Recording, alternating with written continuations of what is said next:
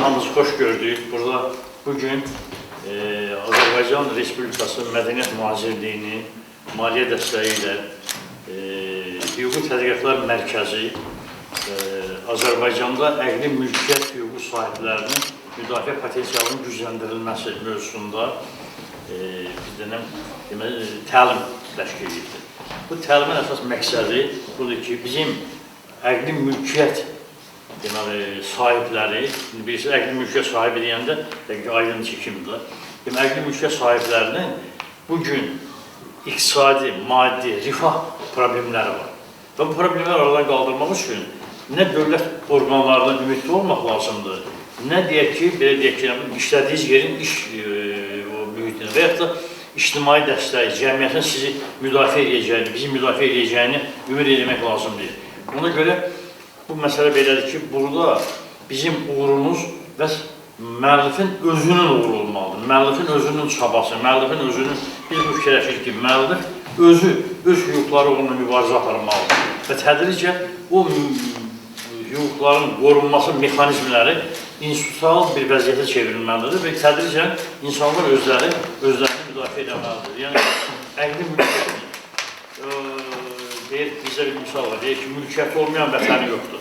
Yəni, bizim bugün mülkiyyət sahibləri, mülkiyyət var, əqli mülkiyyət var, müəlliflər var, əsərlər var, elmi yaradıcılıqlar var, amma bunun dalında bizi hələlik, belə deyək ki, o əqli mülkiyyətin məhsulunun hesabına dolanmağa 50 kitabı olan yazısı, o kitablar hesabına dolana bilmir.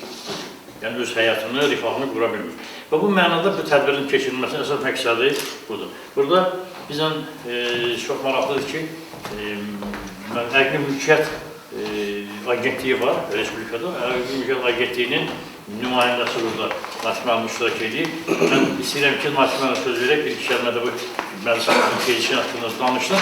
Ondan sonra biz bunu tədricən təlim şəklində keçəcəyik. Bu tədbiri bir ayrıca xüsusi təlim kimi keçəcəyik ki, siz burada bir, əqli mülkiyyət nədir, əqli mülkiyyət sahibi kimdir, əqli mülkiyyət sahibinin əldə etdiyi, deyək ki, o əqli mülkiyyətin obyekti deyəndə, elmi dildə deyəndə, obyektindən necə istifadə edilmək olar, hansı mexanizmlərlə, hansı, deyək ki, mübahisəli problemlər var bugün Azərbaycan cəmiyyətində, Azərbaycan ziyalıların arasında və bundan sonra axırda isə bir suallar verəcək sizə, bu kazuslar.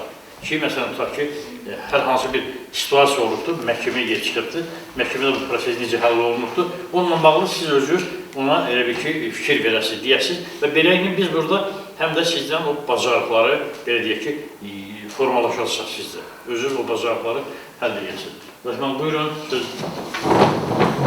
Təşəkkür edirəm. Mən də bir daha salamlayıram sizi və qeyd etmək istəyirəm ki, əqli mülkiyyət bəlkə də müəyyən, belə deyim, zamanlarda əqli mülkiyyəti bildiyiniz kimi təkcə bir mədəniyyət vasitəsi kimi, mədəniyyəti zənginləşdirən bir vasitə kimi, mənbəyə kimi baxardılar. Amma bugün əqli mülkiyyət özünün, belə deyək, həyati funksiyalarını dəyişdirir. Bugün artıq əqli mülkiyyətə təkcə mədəniyyəti zənginləşdirən bir vasitə kimi baxılmır. Bugün əqli mülkiyyət həm mədəniyyətdir, həm bizim sosial həyatımızı yaxşılaşdıran bir vasitədir. Və eyni zamanda əqli mülkiyyət həm də iqtisadiyyatın inkişafına təkan verən çox böyük bir faktordur.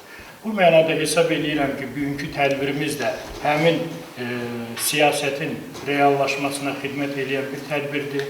Hesab edirəm ki, bu tədbir müəlliflərimiz üçün, yaradıcı şəxslərimiz üçün çox vacib tədbirdir və onların həm hüquqlarını özlərinin bilməsi baxımından və eyni zamanda da qarşılaşdıqları, belə deyək, problemlərin həlli baxımından bu cür tədbirlərin əhəmiyyəti böyükdür. Və inşallah ki, tədbirimizin gelişində də güman ki, müəlliflərimiz bir çox hüquqi biliklər əldə edəcəklər. Çox sağ olun. Deyirəm, bilməyən yeri mənə çağırsınız, ağır molla mənə çağırsınız, heç kim bilməyənlərin yanına. Nəsə gedir, səhər bir də gəlir, deyir, cəmat bilirsin, cəmat öyle deyir, hə, bilirik. Və deyir, birisi mən nə çağırsınız, mən nə edirəm, yenə gedir.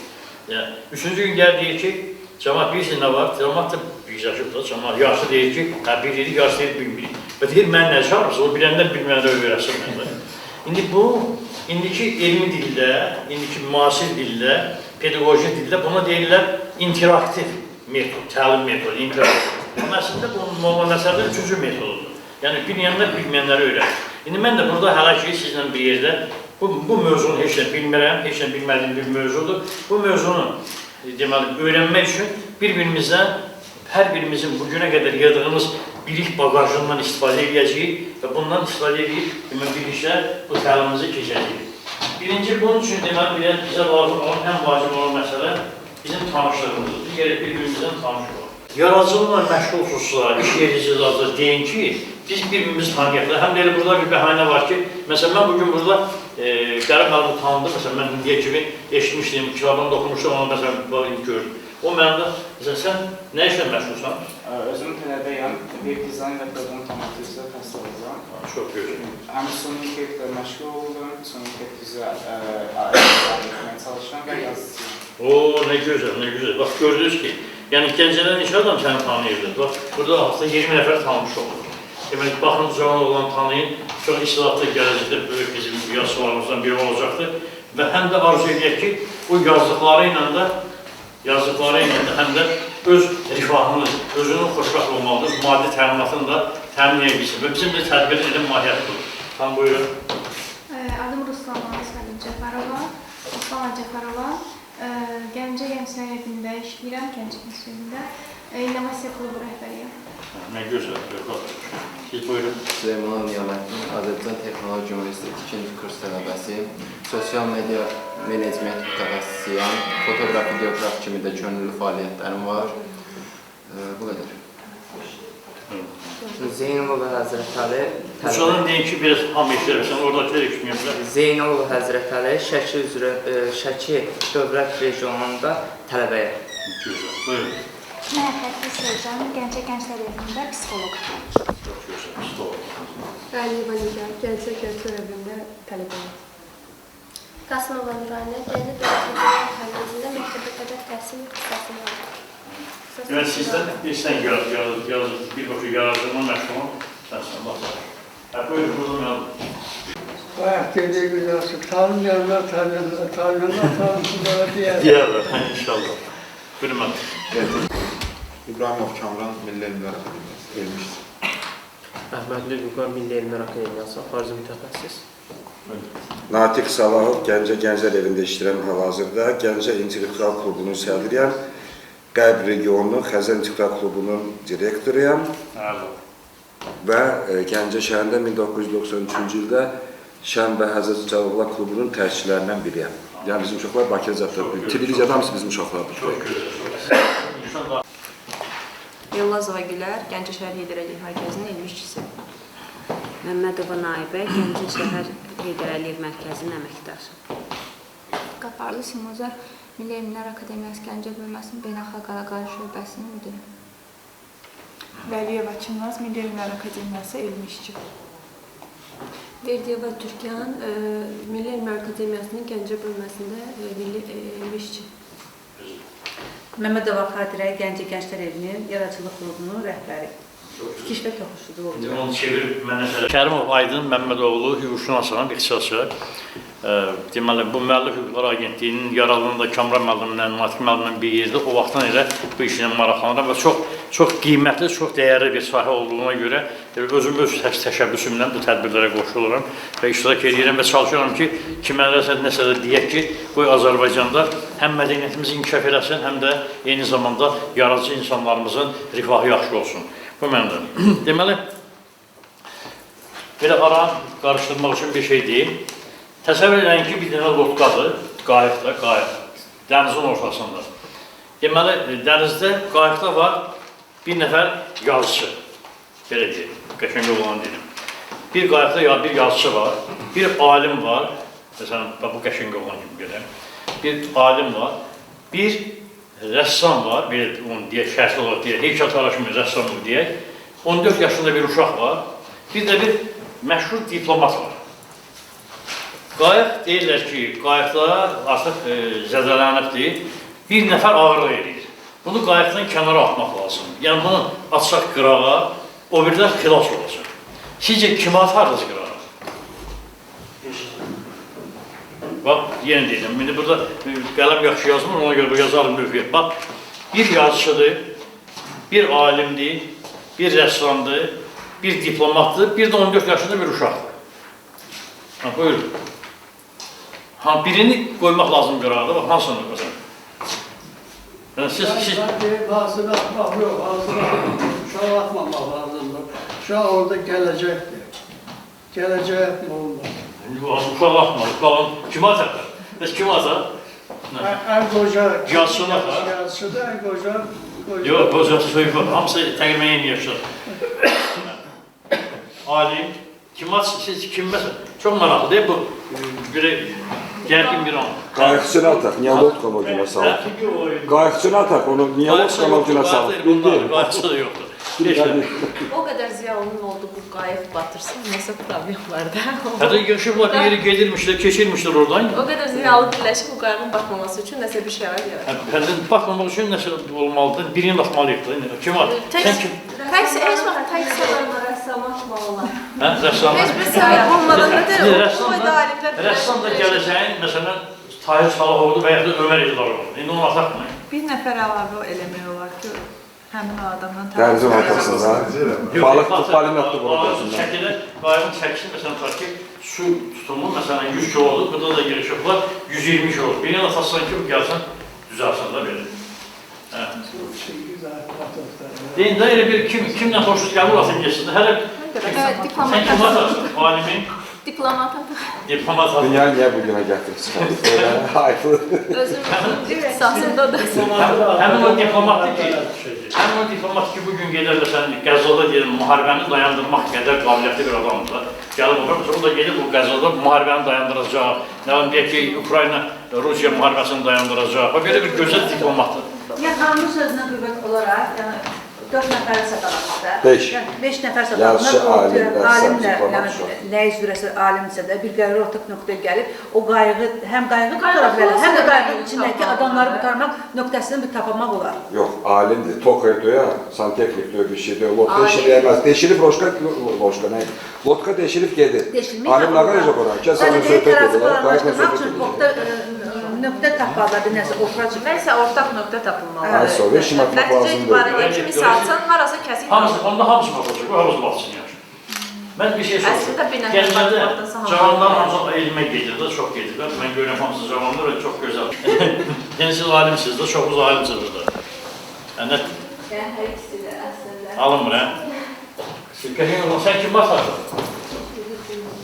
Mənim cibimdə cib telefonu var və bilirsiniz də, mobil telefon var. Zəng edirəm Fövqəladə Hallar Nazirliyinə. Oradan gəlirlər və bizim hamımızı xilas edirlər, heç bir atmağa ehtiyac qalmır. Sadəcə olaraq bu sualın mənası budur ki, bu cəmiyyədə, bu camiyyədə, bu toplumda prioritet hansı peşiyə, hansı sənətə, hansı istiqamətə, hansını xalqa, cəmiyyətə xeyir verəcəyini müəyyən eləmək. Bu sadə bir psixoloji məsələdir ki, insanlar bundan həm də ham həyəcanlanır ki, görsən nə olacaq, necə olacaq. Onu tapmaq olardı, sualı düz qoysaydınız. Demək lazım idi ki, necə eləmək olar ki, burada hamısı alma çıxsın. Orada telefon yada düşərdi.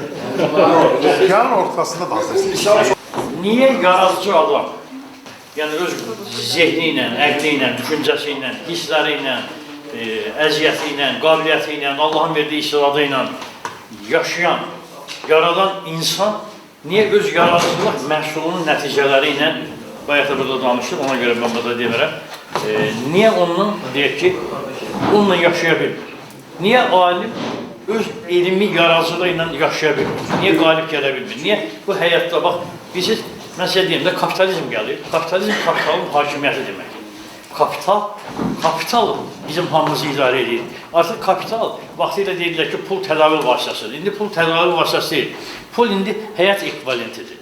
Yəni, buna görə də hər bir adam yaşadığı, yaratdığı cəmiyyətdə yazdığı əsəri ilə yaşamalıdır.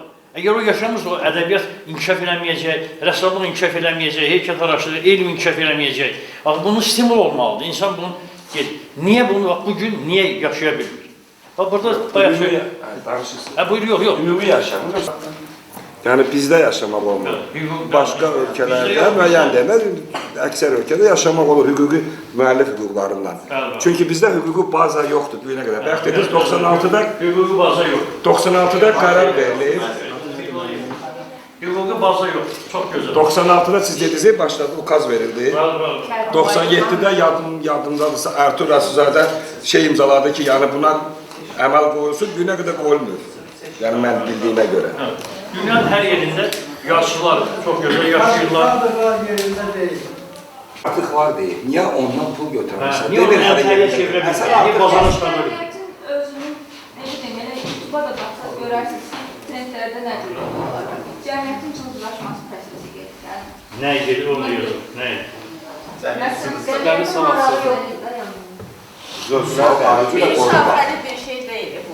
Bir şey deyil. Məsələn, kitabı kimsə hansısa bir insan yazır. Birinci, adi bir yemək resepti olsun, tutaq ki, o onun və yaxud da dərman tərkibi olsun, hazırlayır və o, məsələn, bu hər kəsə aid deyil. Bu, daha çox mədəniyyət sahəsinə aiddir ki, öz, belə deyək, məhsulunu satıb, yəni məhsulun mənəvi dəyərini satıb, ondan büdcə qazana bilmir. Bu, daha çox mədəniyyət sahəsinə aiddir. Bu, məsələn, hansısa digər sahəyə aid deyil. Məsələn, dərman tərkibi hazırlayan və yaxud da hansısa bir ucuz cılız bir musiqi hazırlayan, satan cəmiyyət toplusu və o toplu var ki, hansı ki, onlar yetərincə yaxşı yaşayırlar. Ancaq bugün, bəli, kitablardan, hansısa əsərlərdən, hansısa, belə deyək də, dərin tarixi məna kəsb edən kino, belə deyək, senarilərindən maliyyə gəliri azdır. Bunun da birinci səbəbi cəmiyyətdə birinci yetişən uşaqların, gənclərin çox təəssüf ki, yəni tam olaraq nə etməli olduğunu, nəyə öyrənməli olduğunu, nəyə hazırlanmalı olduğunu bilmirlər. Gənclər asudə vaxtlarını düzgün istifadə edə bilmirlər. Tam olaraq hansı istiqamətə, gənc, məsələn, valideynin, belə deyək də, yönləndirilməsi ilə özünə gələcək qurur. Çünki heç bir 90% halda uşaqdan soruşulmur ki, sən, belə deyək, nə olmaq istəyirsən, sən hansı ixtisası seçmək istəyirsən, o ixtisasa uyğun hansı kitablar oxumaq istəyirsən, kitabxanada gedib hansı əsərlə tanış oldun. Yəni, o baza ən başından, ən körpə yaşından düzgün qurulur. Ona görə də Sovet dövründə bu belə deyil. Biz də o dövrü görməmişik, amma valideynlərin eşitlərində belə deyil. Günləri yetişən bir dənə deyək ki, bir uşaqdır da, hələ məktəbli uşağıdır. Bu günləri çıxır. Mən tədbirdəyim. O günləri Elzaya sual verirlər. Birinci, ona sual verənin özünün yəni təfəkkürü o dərəcədir. Deyir ki, Füzuli böyük şairdir, siz. Elza da bir şairanə belə bir durur, baxır. Mən. Deyir, niyə? Deyir, çünki Füzuli deyir, o vaxt eləcə yazırdı, mən həm yazıram, həm bəstəliyirəm. İndi bax, yerindən duran 6-7 yaşlı uşaq buna baxanda və Elzanın şeirini dinləyəndən sonra və Elzanı biz, məsələn, misal çəkirik o gündəmdə olduğu üçün.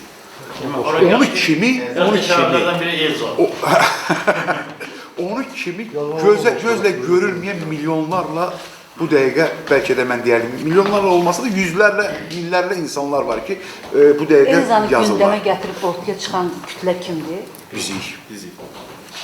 Yox, mən o fikirlə o qədər də razı deyiləm.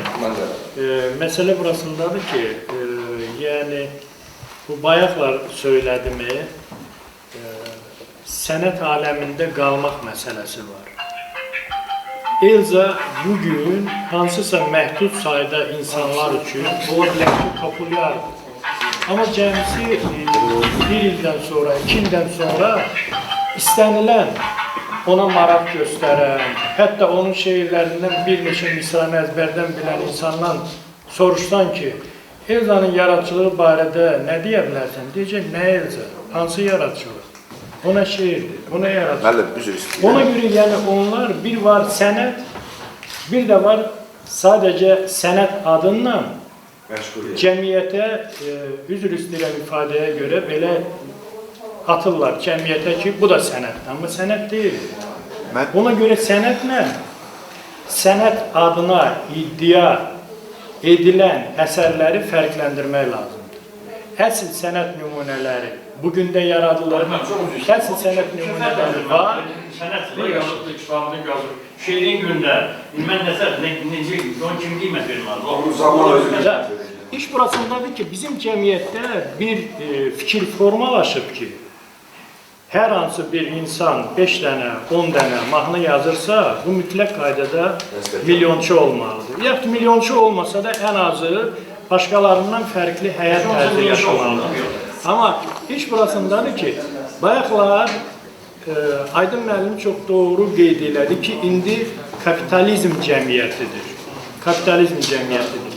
Yəni, yaratdığımız əsərdə, mən də o qısa giriş sözümdə söylədim ki, əqli mülkiyyət bugün özünün ənənəvi, o mədəniyyət funksiyasından, sosial funksiyasından fərqli olaraq bugün daha çox iqtisadi funksiya daşıyır, iqtisadi məna kəsb edir. Ona görə bazarı da nəzərə almaq lazımdır. Bax, bəziləri deyirlər ki, ifaçılar xüsusən, deyirlər ki, Türkiyədə bir mahnıyı oxuyurlar, şərti olaraq 50.000 manat kazanırlar. Amma bizdə biz qazana bilmirik. Mən də o dəqiqə söyləyirəm ki, Türkiyənin bazarı neçə milyonluqdur? Tutaq ki, 85-90 milyon, məsəl üçün, belə deyil. Bizim bazarımız nə qədərdir? 10 milyon. 10 milyonun da böyük bir xeyli qismi, bayaq dediyim kimi, o Elza Seyidcanın müəyyən o deyək ki, əsər adına iddia eləyən tırnaq arası şehirlərini və s. Bax belə. Belə bu ətraflı belə danışanda çox bağlıdır, yəni lazımdır, siz də danışasınız. Amma mən bir şey deyim. O deməlidir ki, hə, mən deyəcəm da. O deyəcək, yox, mən deyəcəm net, bu da qutaracaqdır. Bu başladı ki, dədəmin canına, mən gətirəndə oradan, nənəmin bağında almalar xarab olurdular, yığdım onları gətirdim bura. Mümkün deyil.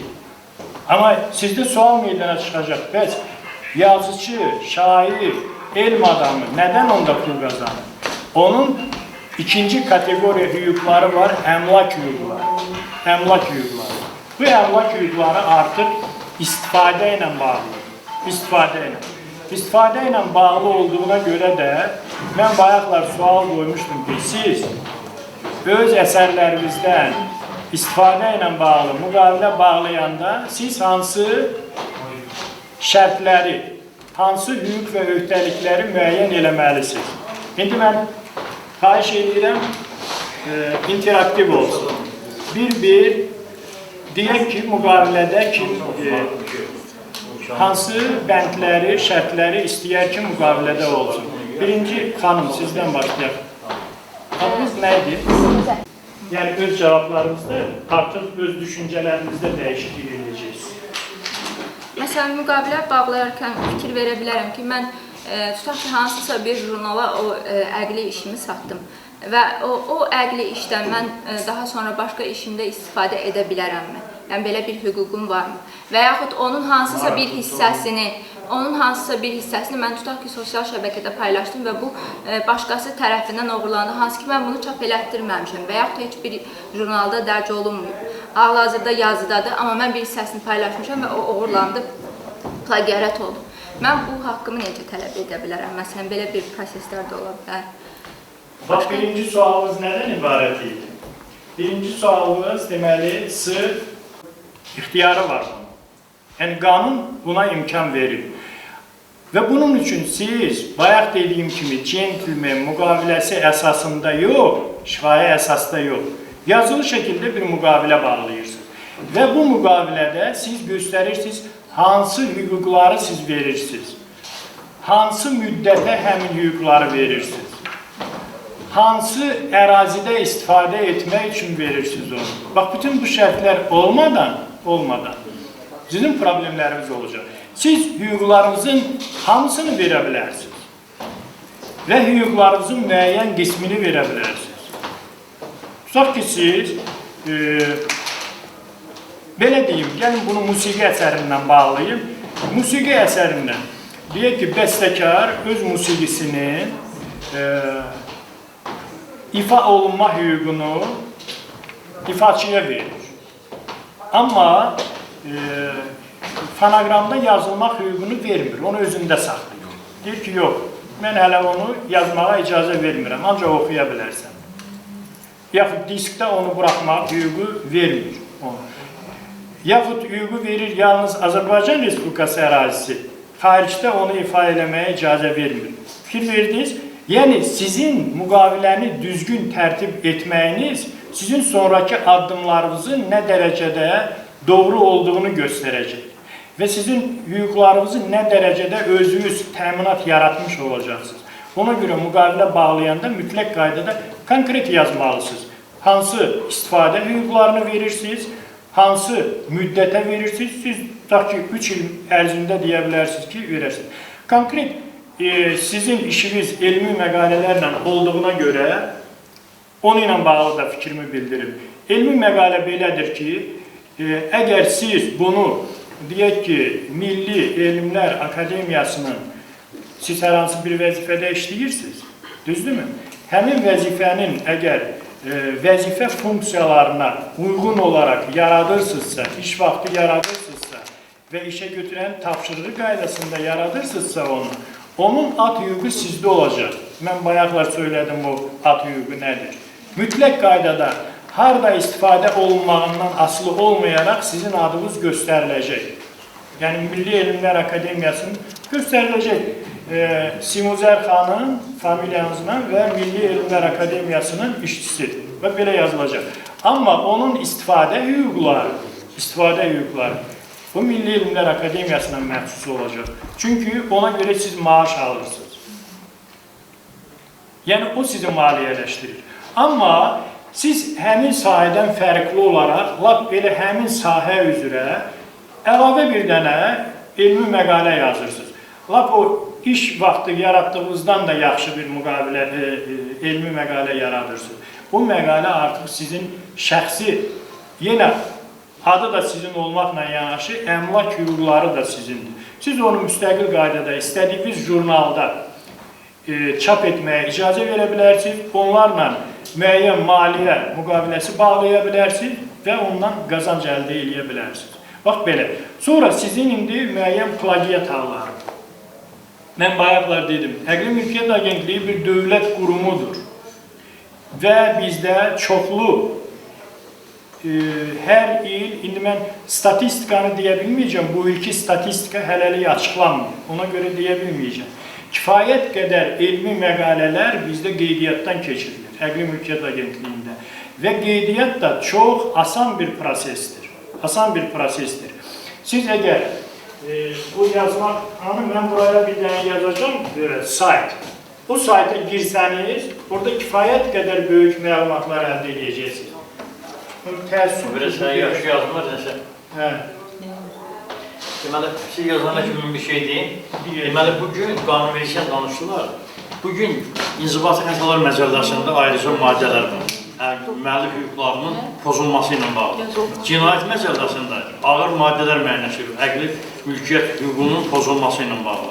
Kömürlük Məcəlləsində əqli mülkiyyət hüququnun məhsullarının, obyektlərinin xarici aparmaq mexanizmi yazılır. Kimsə rəssam əsərini necə aparsın, deyək ki, kitabını aparan kitabını necə aparsın və s. Demək, bunlar hamısı deyilmiş kimi qanunvericiliyin o tərəfidir. Bir də yeri gəlmişkən, məhkəmədən xahiş edək, o əqli mülkiyyət hüququnun vərəsəli məsələsi var, onlara da bir izah edək. O çox vacib məsələlərdən biridir. Baxın, Kopat, yəni copyright, biz də patent sözlərini birləşdirmişik biz onu. Kopat.gov.az. O saytı zəhmət olmasa baxın. Deməli, qeydiyyat üçün Bakıya getmək də lazım deyil. Qeydiyyat bu saat xüsusi bir elektron sistem yaradılıb, həm Əqli Mülkiyyət Agentliyinin öz saytı vasitəsindən, həm də elektron hökumət portalı vasitəsindən siz həmin Əqli Mülkiyyət Agentliyinin deyək ki, saytına girməklə orada qeydiyyat üçün xüsusi axtarsanız görəcəksiniz orada. Qeydiyyat səhifəsi açılanda orada sizə müxtəlif məlumatlar sizdən istəyəcəklər. Tutaq ki, orada hansı məlumatlardır? Yəni, çətin məlumatlar deyil. Bir, deyək ki, əsərin adıdır, sonra əsərin müəllifinin adı, familiyası, soyadıdır, sonra müstəsna hüquq sahibinin adıdır. İndi fərqi izah edəcəm, nə üçün iki şey tələb olunur? müstəsna hüquq sahibi kimdir, müəllif kimdir? Çünki çox zaman burada anlaşılmazlıq yaranır.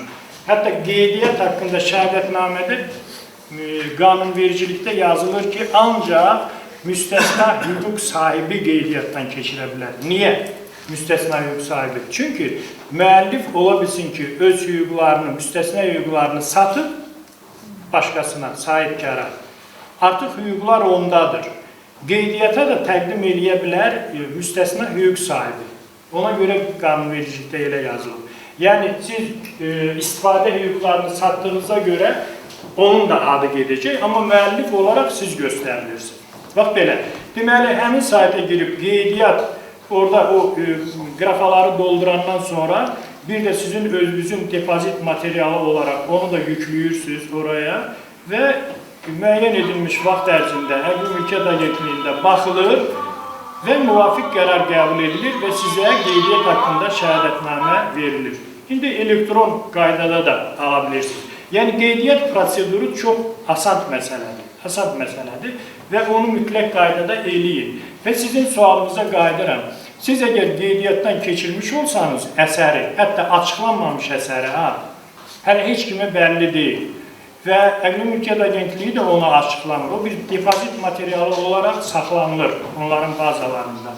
Deməli, sabah hər hansı bir şəxs sizin elmi məqalənin bir hissəsini oğurlayıbsa, o zaman siz onu o dəqiqə məhkəməyə verə bilirsiniz. Ya Əqli Mülkiyyət Agentliyinə müraciət edirsiniz.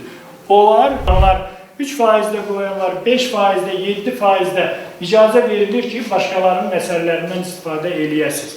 Amma bütün hallarda plagiat məsələsindən müraciət eləyəndə, iddia qaldıranda, xüsusən nəzərə alınır ki, onun əsərindən ya sizin əsərinizdən nə qədər istifadə ediblər.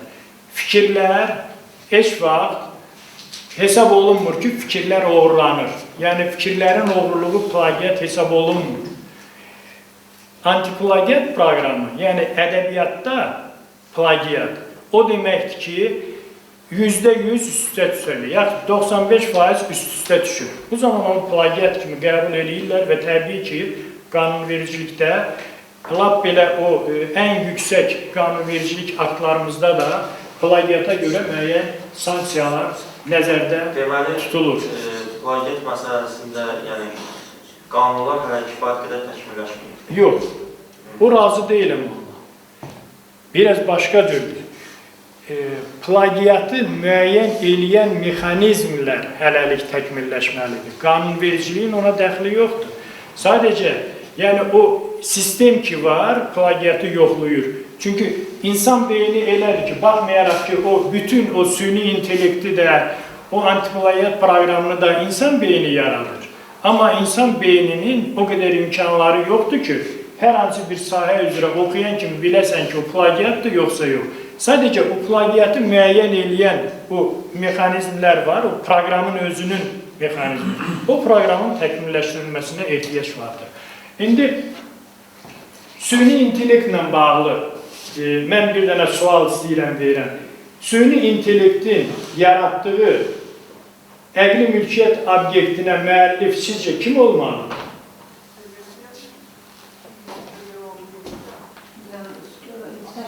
Bax, siz özünüz bir dənə süni intellekt yaratmışsınız.